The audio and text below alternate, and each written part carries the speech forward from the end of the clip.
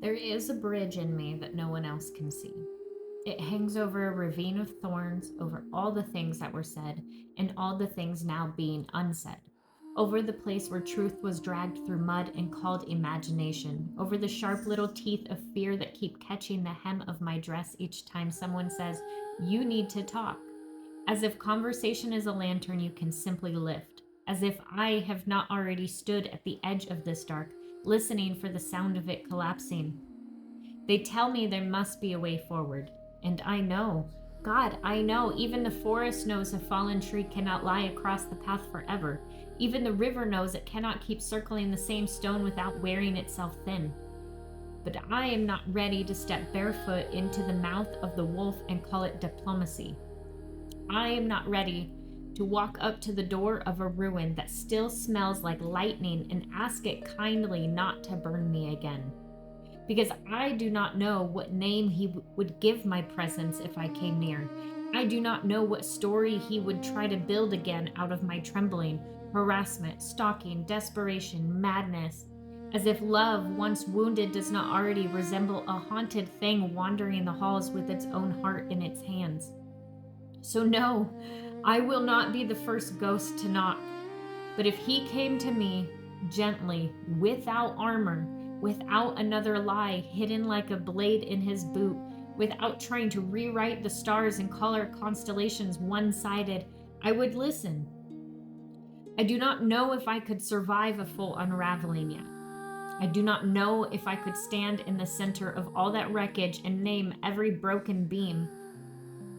But I would listen, because beneath all of this iron fear, beneath the ash and legal paper, beneath the deputies and screenshots and the bitter theater of him pretending the moon only rose over one side of the sky, there is still the unbearable truth.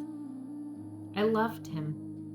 I loved him like people in old stories love, with whole kingdoms hidden in the mouth, with futures embroidered into the lining of ordinary days, with soul-deep recognition, with that strange and sacred terror of meeting someone and feeling the world tilt toward them as if it had always meant to.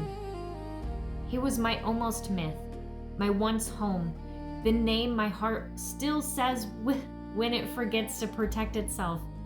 And maybe I will always love him. Maybe some loves do not leave, they just change clothes. They become quieter creatures. They stop asking for forever and begin asking only for peace. If friendship is the only cup the gods will let me keep, then I will hold it carefully. I will take even that small mercy if it means the war can end. But I need to know the ground is ground. I need to know he will not lunge for the nearest weapon and call it self-defense.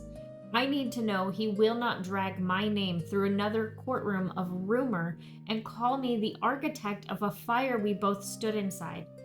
Because it was not one-sided. It was never one-sided. I have the evidence still, sleeping like winter lightning in my hands. Screenshots, messages, proof enough to make a deputy pause and the lie lose some of its costume. So let that foolish story die. Let it be buried properly. Let the dirt close over it. Let no one resurrect it again and ask me to smile politely while it walks around wearing his face. I am still here. That is the part no one seems to understand. I am still here.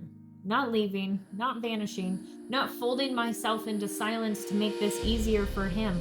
I belong to this place too. My roots run here too.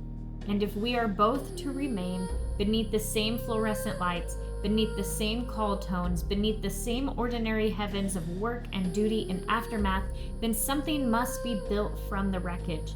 Not romance, perhaps, not the cathedral I once imagined, but maybe a truce, maybe a bridge, maybe a language that does not tremble into accusation every time it says my name.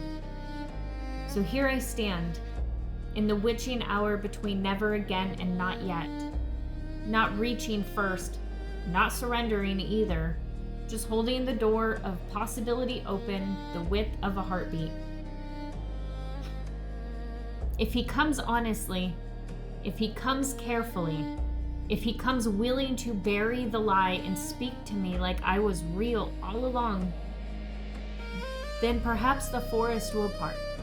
Perhaps the wolves will sleep. Perhaps the ruined tower in my chest will grow one small window of light. And perhaps we can find some frail human way forward. Not because the damage was small, not because I have forgotten, not because I am no longer afraid, but because even now, with all this grief glittering on my skin like frost on a battlefield, some part of me still believes that what is broken does not always need to be destroyed. Some things, if named truthfully enough, can be carried. Some things can be laid to rest. Some things can become softer. And some loves, even when they cannot be saved as lovers, still kneel in the ashes and whisper, "Let us at least stop burning."